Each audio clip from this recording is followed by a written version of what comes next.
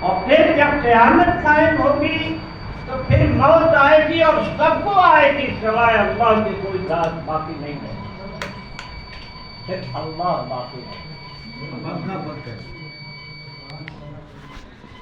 صرف اللہ کی ذات باقی رہے. پھر اللہ نے زندہ فرمائیں گے تو اب اس کو موت نہیں ہے. اسی لیے حضرت امام غزالی رحمۃ اللہ علیہ فرماتے ہیں کہ انسان ازلی تو نہیں ہے لیکن ابدی ہے.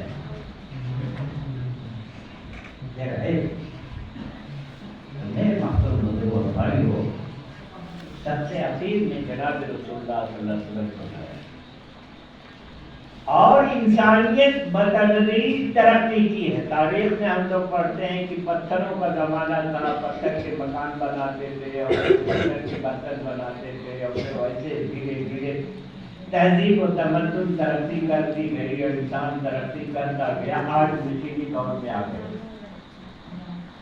تو حضور اکرم صلی اللہ علیہ وسلم کو سب سے اخیر میں لایا گیا جب انسانیت اپنے تہذیب اور تمدن کے اعتبار سے میچورڈ ہو گئی تھی، بالغ ہو گئی تھی.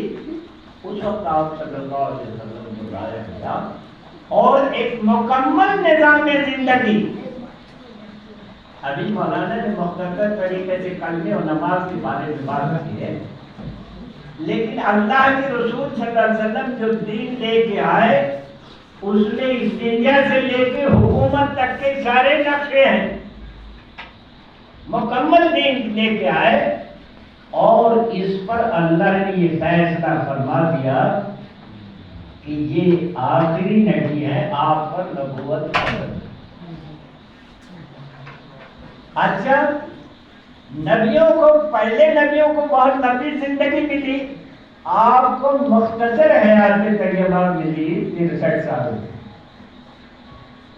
جس میں 40 سال کے بعد آپ کو نبوت ملی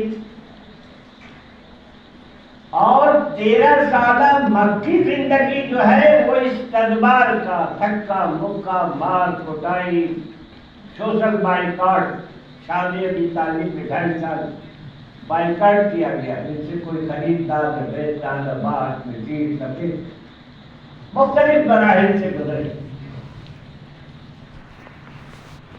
پھر اللہ نے حج کے موقع پر مدینہ منورہ کے لوگ آئے، ان سے آپ نے بات کی، منع کے ایک خیمے میں آپ مختلف قبائل مختلف جگہوں سے آتے تھے، لوگوں کے پاس دعوت دے دے کہ لوگوں میں اللہ حضرت رسول ہوں، یہ کلمہ لے کے آئے، مجھے پڑھ کے خلا و نجات حاصل کرو. تو ان کو کچھ بات سمجھ میں آئی اور انہوں نے کہا کہ ہم اپنی قوم سے صلاح مشورہ کریں گے پھر ہم کھل جائیں گے. جب انہوں نے کر لیا تو آپ پر ہجرت کا حکم بھی آ گیا اللہ تعالیٰ نے اور آپ نے ہجرت فرمائی. تو مکی زندگی 10 سال کی رہی آپ کی. اس 10 سال میں ایک معاشرت قائم ہوگی. دین معاشرت سے زندگیوں میں جلدی آتا ہے. انفرادی زندگی میں مزاج بنایا جاتا رہا. مکی زندگی میں جو دعوت پر آتا تھا اس کو دعوت ہی سکھایا جاتا تھا. اس زمانے میں احکامات و اعمال نہیں آئے تھے. تو دعوت میں اتنی طاقت ہے کہ ایمان جتنی دعوت دی جائے گی اس میں کمال پیدا ہوتا جائے گا. تو جن لوگوں نے اس دور میں ایمان کو قبول کیا ان کا ایمان بڑے کمال کا تھا. اس میں حقیقت کی ہے مختصر قبیلہ جو ہے تو وہاں نجاشی بادشاہ تھا، وہ بڑا عدل انصاف والا تھا. اس نے کلام سنا تو بہت وہ ہوا، کہا کہ آپ ہمارے یہاں رہ سکتے. ابھی حال سفر ہوا تھا تو عزیز بابا جی سے ہم لوگ کا سفر ہوا، 2 ملکوں کا ہوا تھا. ایک روانڈا اور ایک مدنپورہ. یہ 2 ملک تھے. ان 2 ملکوں میں ایک جماعت ہے. یہاں سے بھی ایک جماعت گئی تھی جس میں ہم لوگ 4 افراد تھے اور پڑوس کے ملک سے بھی مل گئے اور ہر جگہ سے الحمد للہ جماعتیں ہوئی تھی. تو میں یاد کر رہا تھا کہ کتنی مشقت ہوئی ہوگی. ہمارا سفر ہمارے جہاز پہ تھا، پھر بھی 5 گھنٹہ بمبئی سے ایڈس ابابا کا لگا، اور وہ سمندر کا راستہ جو یمن سے لگتا ہے ساحل پہ، افریقہ کے ساحل کی طرف جاتا ہے، کسی تکلیف سے آپ گئے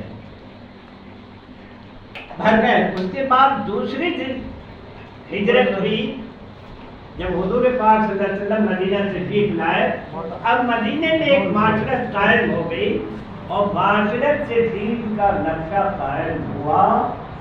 اور 10 سال کی محنت میں حضور پاک صلی اللہ علیہ وسلم نے 125 یا 150 جماعتیں آپ نے روانہ کی. ان نے کچھ جماعتوں میں 12-15 جماعتوں میں بنا تسل نبیز کو بھی آپ کری. اور 10 سال کی قریب مدت میں تمام جزیرہ عرب میں دین پھیل گئی. اس کے علاوہ بھی حجاز کے علاوہ بھی اور موضوع تاریخ یہ بتاتی ہے کہ یہ حجاز کی زبان عربی تھی، عراق کی زبان عربی نہیں تھی، اور شام کی زبان عربی نہیں تھی، اور مراکش کی زبان عربی نہیں تھی، مصر کی زبان عربی نہیں تھی، الجزائر کی زبان عربی نہیں تھی. لیکن جب صحابہ دعوت کو لے کے کھڑے ہوئے تو ان تمام ملکوں کی زبان بھی بدل گئی، معاشرت بھی بدل گئی. اور اس آپ صلی اللہ علیہ وسلم کی اس 10 سالہ مدت میں 1.25 لاکھ کا مجمع تیار ہوا. یہ بھی آپ کا ایک بڑا معجزہ ہے. عیسیٰ علیہ السلام کی آبادی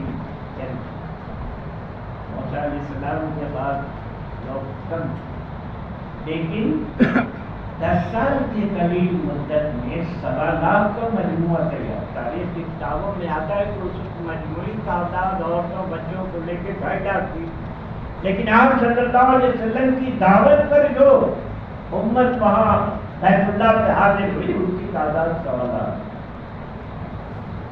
اس کے سامنے حضور اکرم صلی اللہ علیہ وسلم نے بہت ہی جامع اور مختصر خطبہ دیا، اور بڑا بلیغ خطبہ دیا، جس کو دنیا کے مفسرین کہتے ہیں کہ یہ بہترین انسانیت کی فلاح و نجات کا ایک چارٹر تھا، ایک دستور. اس کے بعد اخیر میں آپ صلی اللہ علیہ وسلم نے فرمایا کہ لا نبی باقی میرے پاس کوئی نہیں. اور دوسرا فرمایا کہ لا امت بعدکم، میرے بعد کوئی امت، تمہارے بعد اور کوئی امت بھی نہیں، میں آخری نبی اور تم آخری امت. تو آپ کے بعد تو کوئی نبی نہیں آئے گا اور قیامت تک آپ کی نبوت چلے گی. تو آج اگلی بات فرمائی وہ ذمہ داری امت کو بھی ہے، فَلْيُبَلِّغِ الشَّاهِدُ الْغَائِبَ.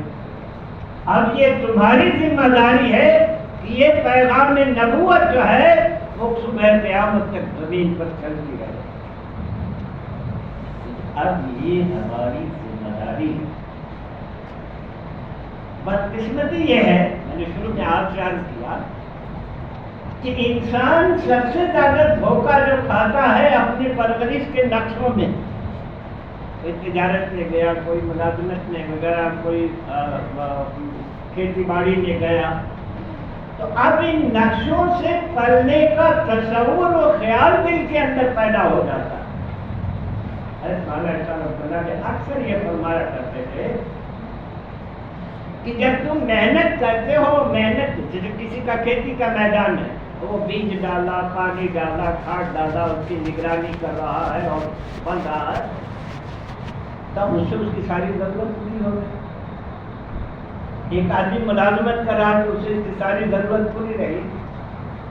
تو جن چیزوں کو محنت کا میدان بنایا ہے ان چیزوں سے ہونے کا یقین دل کے اندر آ جاتا ہے، اور یہی یقین جو ہے اللہ کے احکامات سے ہم کو دور کرتا ہے۔ کھیتی کا نقصان ہو جائے گا، ملازمت کا نقصان ہو جائے گا، تجارت کا نقصان ہو جائے گا۔ حالانکہ اللہ نے کرم فرمایا، جب ہم انتہائی مشغولی کی حالت میں ہوتے ہیں صبح سے کاروبار میں، تو ظہر کی اذان ہوتی ہے اور یہ اذان کہتی ہے کہ اب یہ تمہارے کاروبار بڑے نہیں ہیں، اب آؤ اللہ کی کبریائی کی طرف، اللہ بڑے۔ اب پھر ان کی وحدانیت کی آواز لگتی ہے، پھر یہ ہے کہ آؤ نماز کی طرف، اب تمہیں فلاح و جماعت نجات جو ہے اس کاروبار میں نہیں ملے گا، اللہ کے حکم کو پورا کرنے پر ملے گا، اور اللہ کے حکم کو پورا کرنے پر اس کے اندر کاری پر نشے ہو۔ تو میرے بزرگ بھائی کو حضور پاک صلی اللہ علیہ وسلم نے سب سے پہلے اس یقین کو بنانے کے لیے اس سنت کو ہجرت کر ڈالا۔ جیسے دنیا کی یہ ساری چیزیں ایک محنت کا میدان ہے، اس میدان محنت میں اترنے کے بعد ایک تاجر تجارت میں ترقی کرتا ہے، اور ایک ملازم ملازمت میں ترقی کرتا ہے، اور ایک کاشتکار کھیتی میں ترقی کرتا ہے، اسی طریقے سے یقین و اعمال کی دنیا اس وقت بنے گی جب اس دین کو بھی ایک محنت کا میدان بنایا جائے۔ اس کے لیے حضور اکرم صلی اللہ علیہ وسلم نے صحابہ کو قربانیوں پر ڈالا۔ صحابہ ہمارے لیے نمونہ۔ تو یہ ترتیب لگائی کہ 8 مہینہ اپنے مقام پر رہو، اور 4 مہینہ ہر ایک کے لیے ضروری تھا۔ اب ملکوں سے تقاضے آنے لگے، وہاں جماعتیں جانے کی ضرورت تھی کہ ہاں بھیجو ہم اسلام لائیں گے، تو 4 مہینہ ہو جاتے تھے، اور 8 مہینہ بھی اب وہاں تو کوئی دارالعلوم نہیں تھا۔ آج کے دارالعلوم وہ جو کچھ ہے وہ انصار الصفا کا چبوترا تھا جو آج بھی ہے، وہاں کبھی 150 آدمی ہو جاتے تھے، کبھی 50 40 70 ہے۔ تو وہاں تعلیم کے حلقے بھی لگتے تھے، نمازیں سکھائی جاتی تھی، جو آتے تھے ان کو سکھایا جاتا تھا۔ وہ سر اس زمانے کی پارلیمنٹ بھی وہی مسجد تھی، مدرسہ بھی وہی مسجد تھی، اور مہمان خانہ بھی وہی مسجد تھی، اور عبادت گاہ بھی وہی ہے۔ میرے بھائی یہ عرض کر رہا تھا کہ جب تک ان محنتوں کے ساتھ یہ محنت نہیں رہے گی، ہماری خیریت نہیں،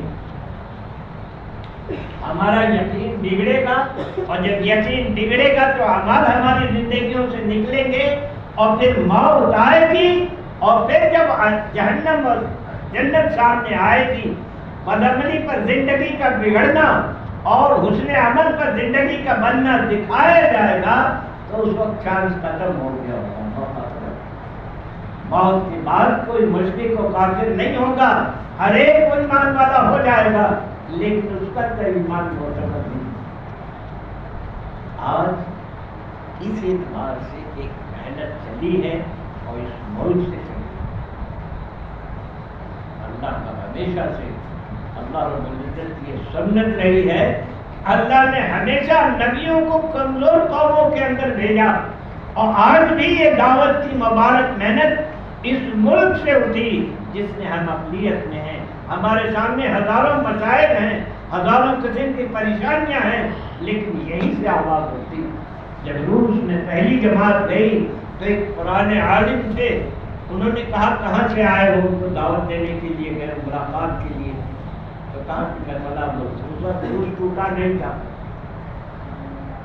تو کہا کہ تم اس ملک سے آئے ہو جو کفر و شرک سے بھرا ہوا ہے، تو یقیناً یہ اللہ رب العزت کے قدیم سنت کے مطابق ہے، ہم تمہاری بات سنیں۔ اس میں ہمارے ڈاکٹر ابوالعلام صاحب بھی گئے تھے، تو بات والد صاحب نے آنکھوں میں آنسو آ گئے اور کہا کہ یہ سب بے دینی کا نتیجہ ہوا، ہمارے نوجوان غافل ہوئے، حالانکہ امام بخاری اسی علاقے میں پیدا ہوئے، امام ترمذی اسی علاقے میں پیدا ہوئے، لیکن دین اور دعوت کی محنت جب ختم ہو گئی تو تو سینکڑوں مساجد سراخانوں اور قدم میں تبدیل کرتے ہیں. اذان و نماز مشکل ہو گئی. قرآن کے نسخے جو ہیں جلا دیے گئے. میرے محترم بھائیو، اب یہ محنت اس سے چلی ہے اور اللہ کا فضل ہے کہ ساری دنیا میں چل رہی ہے. اسی عنوان سے آپ کے یہاں ایک اجتماع رکھا گیا ہے. اس کی ترتیب ہمیں یہ بنانی ہے. مولانا صاحب نے یہ فرماتے تھے کہ ان محنتوں کے ساتھ اس محنت کو جوڑو. ایسے جوڑو. ہماری زندگی میں ہمارے سال میں ایک رمضان کا مہینہ آتا ہے، تو بھائی یہاں کے لوگ بتائیں کہ رمضان میں آپ لوگ کھیتی بند کر دیتے ہو، تجارت بند کر دیتے ہو، ملازم اپنی ملازمت چھوڑ دیتا ہے، کیا کرتا ہے؟ نہیں، سب کرتے ہیں، روزے کے ساتھ کرتے ہیں. اللہ نے اس کی اجازت دی.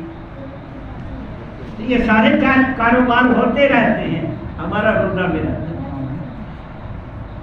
فرق یہ ہے کہ ہمارا کھانا پینا حکم الہی کے مطابق بند ہو جاتا ہے. ایک معین وقت ہے شریعت کی طرف سے سحر کرتے ہیں وہاں، اور ایک معین وقت ہے مغرب کے وقت، غروب کے بعد، اس وقت ہم افطار کرتے ہیں. باقی سارا کام ہم کرتے رہتے ہیں. تو ایک نظام بناتے ہیں ہم کہ روزہ کا مہینہ ہے، اسے کیسے کریں. اسی طریقے سے جب افطار کے وقت ہم بیٹھتے ہیں اور ساری چیزیں رکھی ہوتی ہیں کھانے پینے کی، اور پیاز بھی لگی ہوتی ہے، شربت رکھا ہوا ہے، اس وقت اللہ تعالیٰ فرشتوں کو بلاتے ہیں کہ میرے بندوں کے سامنے ساری نعمتیں رکھی ہیں، یہ بھوکے بھی ہیں، پیاسے ہیں، کیوں بیٹھے ہیں؟ تو فرشتے عرض کرتے ہیں کہ اللہ آپ کے حکم کے پورا ہونے کے منتظر ہیں کہ آپ کا حکم پورا ہو سکتا ہے. اللہ تعالیٰ فرماتے ہیں کہ تم گواہ رہو میں نے ان کی مدد. ہمارے تخلیق کے وقت انہوں نے اعتراض کیا تھا کہ اس کو پھیلا کر دنیا میں بیچتے ہیں، یہ قتل کرے گا، چوری کرے گا، زنا کرے گا، شراب پیے گا. تو اللہ تعالیٰ نے فرمایا ہے کہ ان دنیا کو مجھے طاقت ہے، تو میں جانتا ہوں تم نہیں جانتے. تو یہ ایک ترتیب ہماری زندگی کے اندر آئے، اور اس کے راستے سے ہمارے کاروبار کو بھی اللہ برکت دے گا، ہماری روزی نوکریوں میں بھی برکت دے گے، ہماری کھیتیوں میں برکت دے گے. میوات ایک علاقہ تھا جس کی توقع پر، اللہ کے توقع پر کھیتی بنی تھی، لیکن جب وہ محنت آئی اور اس قوم کے اندر تبدیلی آئی تو بستی بستی علاقے میں مدارس و مکاتب قائم ہو گئے اور 100% جماعت امت کے اندر آ گئی. تو اللہ نے ان کو برکتوں کے دہانے دے دیے، اپنی زندگیاں بڑی خوشحال ہیں. اب یہ خوشحالی میں اب خوف آتا رہا ہے کہ کہیں بے دینی نہ آ جائے، کیونکہ آج کل جو آئی ٹی کی فیکٹریاں ہیں وہ بڑھ رہی ہیں. دلی میں زمین نہیں ہے، وہ میوات کی طرف بڑھ رہی ہے. اللہ اس کی حفاظت کرا. تو میں یہ عرض کر رہا تھا میرے دوستوں کہ ایک نظام ہم بنائے کہ یہ زندگی موت سے ختم ہو جائے گی، آگے جو زندگی ہے عمل کا بدلہ اسی کی طرف سے آئے گا، جس کی ترتیب مولانا نے بتائی. تو آپ کے یہاں ایک اجتماع طے ہے، اور اجتماع کی مثال ایسی ہے جیسے برسات کی. جیسے برسات ہوتی ہے تو زمین نرم ہو جاتی ہے، اس کو بیج کے قبول کرنے کی استعداد پیدا ہوتی ہے. تو اب اگر یہ جماعتیں نکلیں گی اور پورے پھیل کے نیپال میں کام کریں گی تو ایک عمومی دین کی فضا قائم ہوگی. گھروں کے اندر ماں بہن دین نماز والی ہو جائے گی، ذکر و تلاوت و تسبیح والی ہو جائے گی، مساجد ہمارے بھر جائیں گے، اور ہمارے اندر جو غفلتیں ہیں اور غفلتوں کا جیسے بے عملی اور بدعملی پیدا ہوئی ہے، یہ بھی ساری کی ساری چیزیں ختم ہوں گی. آپس میں قلوب میں الفت و محبت بھی پیدا ہوگی. ایک صالح اور نیک معاشرہ وجود میں آئے گا، اور اس معاشرے میں دین پر اپنے ذات سے ہر ایک کے لیے چلنا آسان ہوگا. اس لیے یہ ایک محنت کا میدان ہے. ہم آپ سے درخواست کریں گے یہ مجمع جو بیٹھا ہے یہ طے کرے کہ انشاءاللہ ابھی 3 مہینے باقی ہیں، تو چلے 3 چلے کے لیے ہر گھر سے ایک آدمی دے، بتائے کون کون سے